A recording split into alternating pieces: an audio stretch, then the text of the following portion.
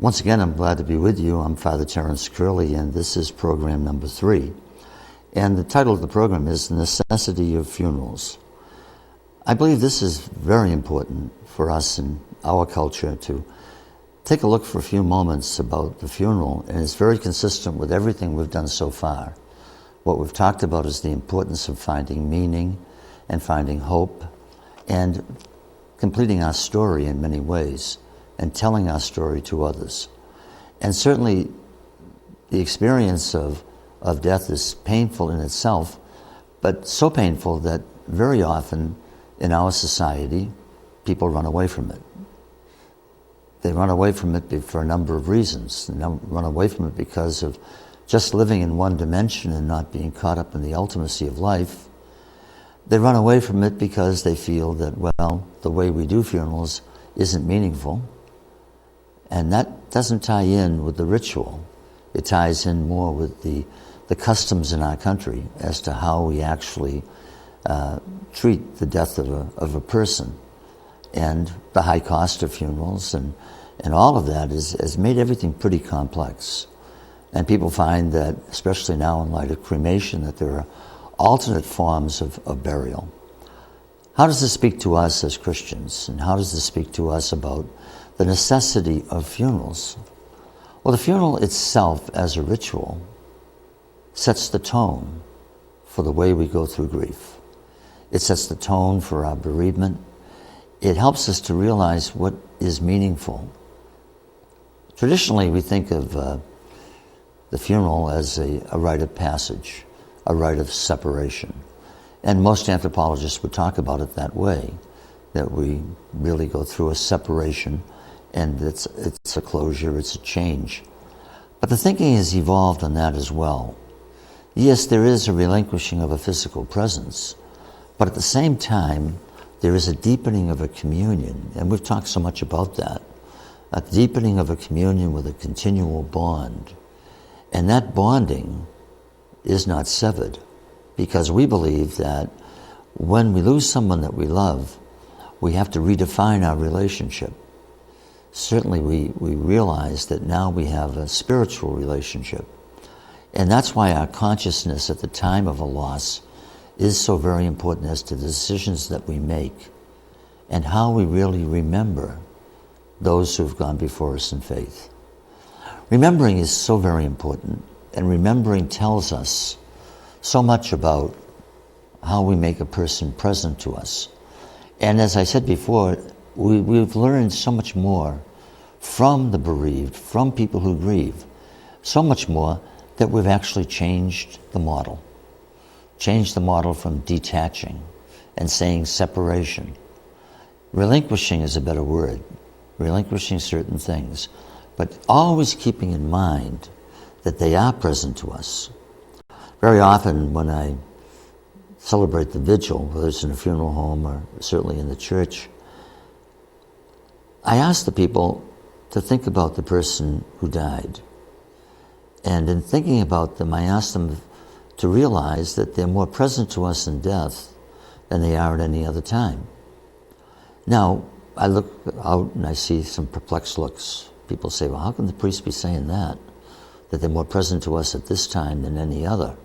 Well, they're present in our consciousness, in our mind. We recall things that were long forgotten. It might be a gesture, it might be some sort of an action that they did, or the way they cooked. Sometimes I ask, was the person a good cook? And if it's a woman, there are other roles that we may relate to, like sewing. Not that men don't do that, but there are other roles as well. Did she sew? Did she do this? Did she do that? And that, of course, engages them for a conversation. And then they realize, as I realize, that they're more present to us in our mind with things that we thought were long forgotten, things that were in the resources of our mind way probably hidden, and they come to the surface. But that's the way we grieve. But we need to do that, and we need opportunities to do that. So if we live in a culture that denies the rituals to families, that family members make decisions that really the parents perhaps never wanted. We have parents that certainly have given their lives and lived their lives in in the life of the church. What happens when another generation comes along and they're not as committed, and they may not realize the importance of prayer, the importance of coming together, and the importance psychologically and spiritually.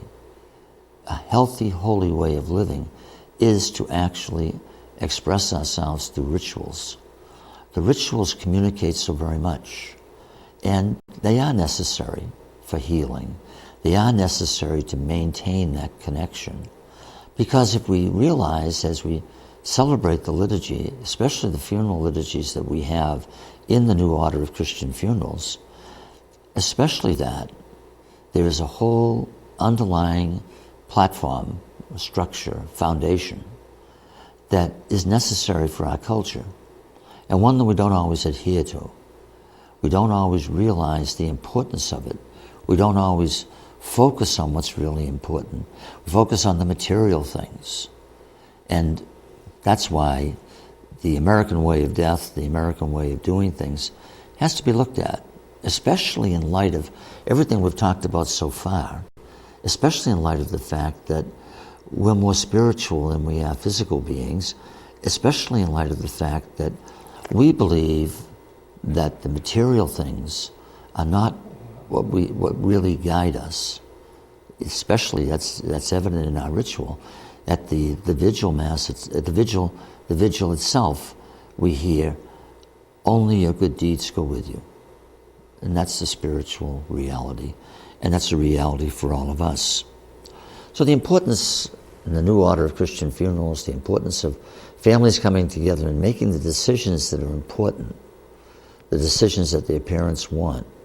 Sometimes it's even suggested that along with a healthcare proxy that people leave with their will, that should be readily accessible and should be available to whoever is the healthcare proxy person, there should be another proxy. And that proxy should actually be my wishes for my burial, my wishes for my funeral. And those in good faith can be carried out. But we need to spell that out. So parishes and excuse me, and institutions have a challenge. And the challenge is to say, along with the healthcare proxy, what type of a burial would you like? What would you want to have the experience of being buried in the church with the rituals surrounding the death of a Christian? The rituals that we fill a couple of days with prayer. We fill a couple of days with meaning. We fill a couple of days with hope. And we help people express, the bereaved express, their true innermost feelings. So there are questions about the cultural aspect of it. Before we talk about the actual ritual and the celebration of the order of Christian funerals, let's look for a moment at the cultural aspects of it. Cultural aspects can sweep us up, and they do sweep us up, into something that we don't really have any control over. We're led around, and being led around, we make decisions that aren't always the best decisions and aren't always the most meaningful decisions. We make decisions about the cost. And I remember when I was in graduate school, that my major professor, I used to have to see him every week as I was writing my dissertation at Boston University back in 1990. And he used to talk about the importance of social justice underlying everything that we do in pastoral care. And there is an element of social justice here, a very strong one. We don't want to ever have first and second class funerals. We don't want to have funerals for those who can afford all the accoutrements and all of the things that are done, and then have someone else with a cloth casket, which is what's done. Or someone feeling that, well, this is the best we can do. Or have a cremation and say, well, we'll keep the urn. And that isn't the way Christian burial works. But people meaningfully think it's meaningful, do that. They don't bury the ashes, and the cremains, as we call them.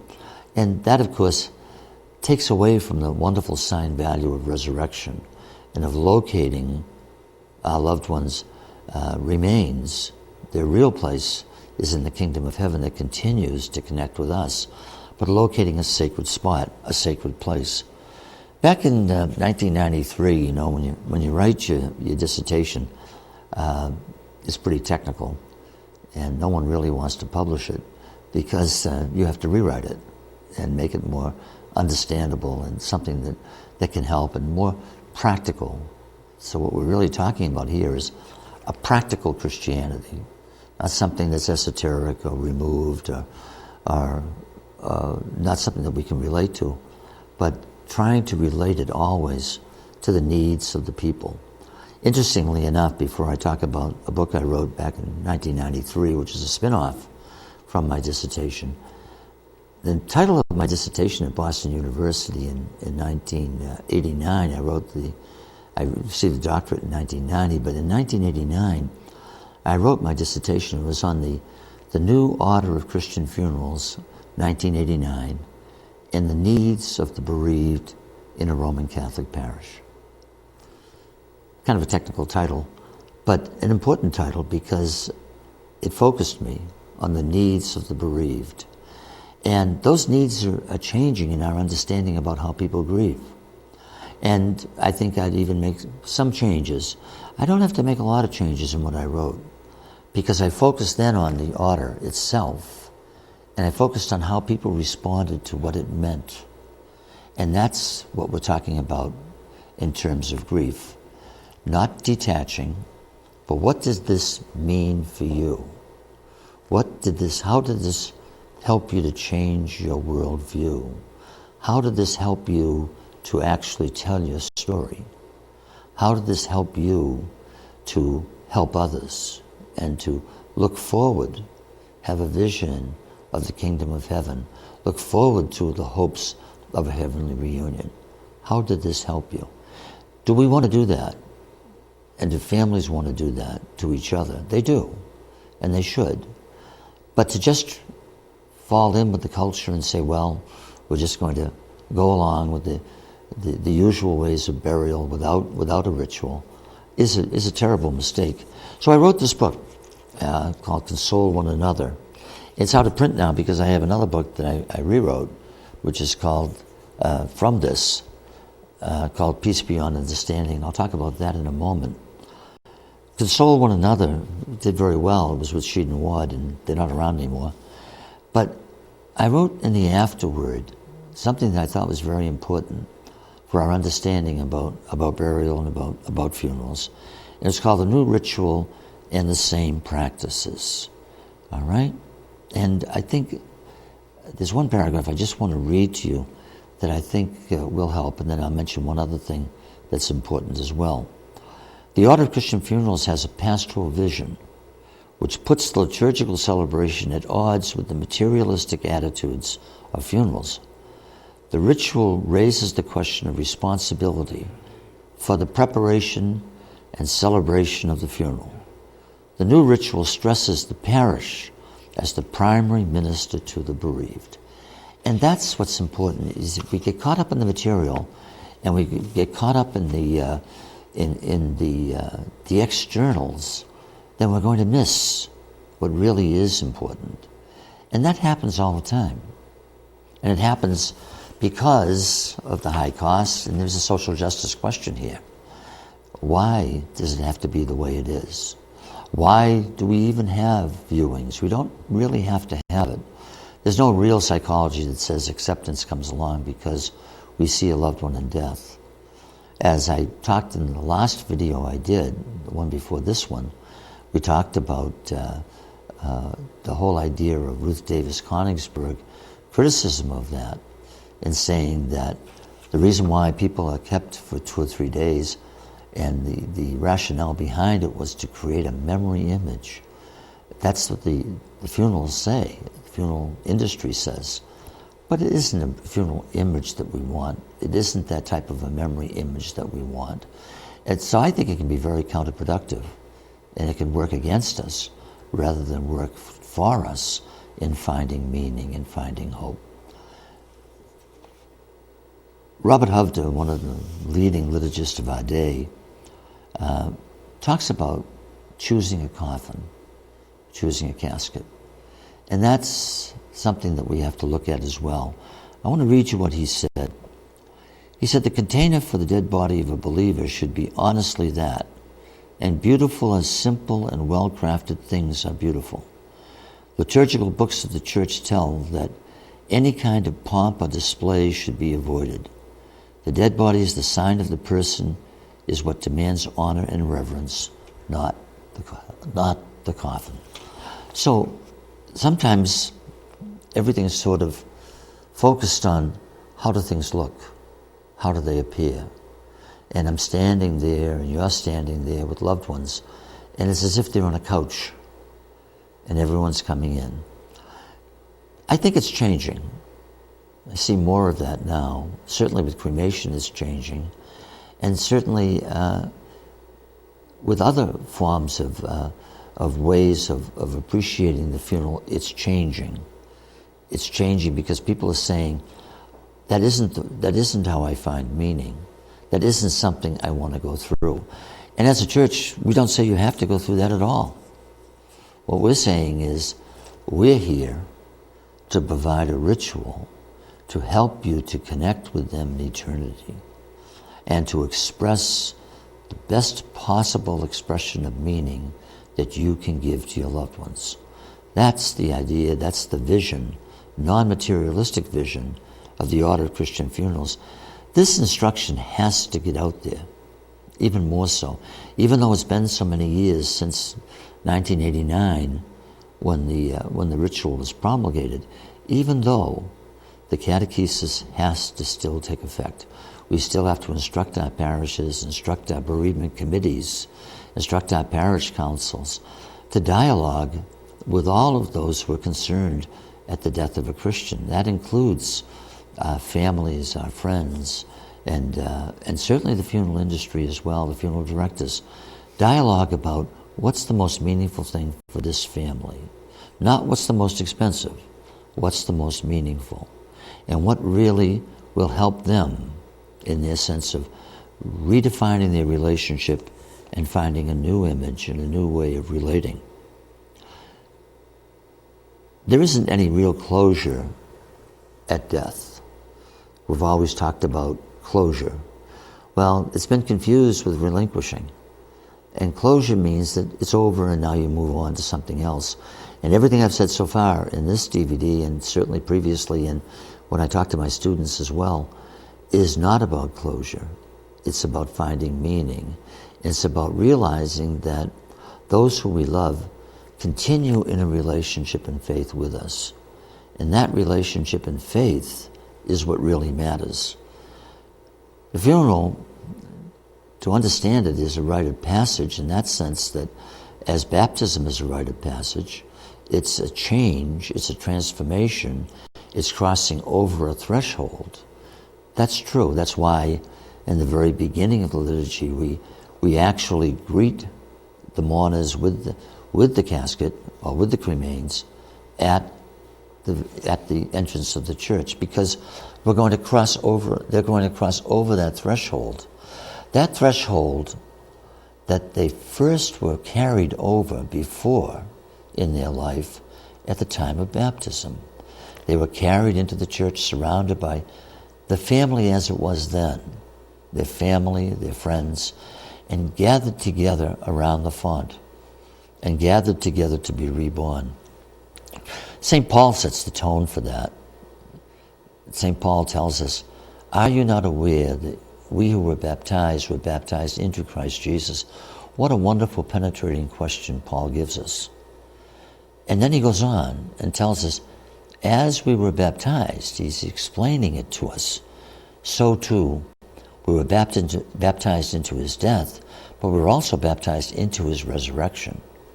See the whole experience of dying and rising, of being immersed and rising. This is the miracle of new life, the miracle of a new creation, the miracle of entering into the new covenant. And isn't that what we've been talking about? We've been talking about ritual. We've been talking about new models, a new design for the way we grieve, from being shattered, being dead, being paralyzed, being overwhelmed, to being restored, to being rebuilt. Doesn't mean we go back ever to where we were. It means we go forward and we grow in a relationship with God, and we're bonded not only to ourselves with God, but certainly with the whole community of faith. It's a whole people of God theology. And that's the way we should be mourning as a people of God. That's what is so very important, that we realize our connectedness, not our separateness, not separating, not separation. We look to Paul again, and Paul's right in the ritual. Paul is definitely quoted in the instructions at the beginning of each one of the moments or the stations for those 2 days, the stops that we have towards the burial of a Christian, and ultimately our prayers connecting to the kingdom of God.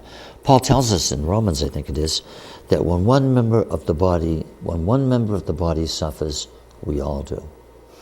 And that's our responsibility, to love one another, to be empathic, and to realize that if one member suffers, certainly we all suffer. And that's the connectedness that we've been talking about for quite some time. And now we look at the ritual, and we realize that does that. We journey together, not by ourselves, but we journey together with our family and our friends towards our resting place, towards where we will rest as a Christian, towards the cemetery. The cemetery is a holy place, and we'll talk about that as we talk about the stations and move in that direction. But I think what we have to realize is not to offer a ritual and to cut back on funerals and not to do them, and not to do them in a meaningful way as we do in the church, is an example of disenfranchised grief for a family. Disenfranchised grief means when we overlook something, when we ignore something. And we don't want to have that happen to other family members. And we certainly don't in the memory of those whom we love and our continual relationship with them. We don't want to be guilty of disenfranchised grief. But our culture does that. Our society does that, because it's ignoring and overlooking the meaning. As we said all the way through in our journey so far together, that it's not about detaching, it's about meaning, and it's about hope. That family and friends coming together for the funeral liturgy is unique. It's what we call an incidental community. They're there because of that incidence. That community probably will never be formed again the same way. So the community we see is the community. And it's important that that community be given the real experiences of worship, the real experiences of meaning, the real experiences of remembering in the context of faith. It requires planning. And I wrote a book, small booklet, but it certainly has helped, I hope. It's called Planning the Catholic Funeral. It's with Liturgical Press. And it outlines, probably for anyone who wants to plan a funeral, the different things we have to do. Because the reason for this is that we want ministry and participation as we approach the order of Christian funerals. As we sit down and plan, we need to plan, and we need to know our options. We need to know how the family participates, how we're involved, and how we enact the self-same symbols that were in the beginning of our spiritual journey from baptism.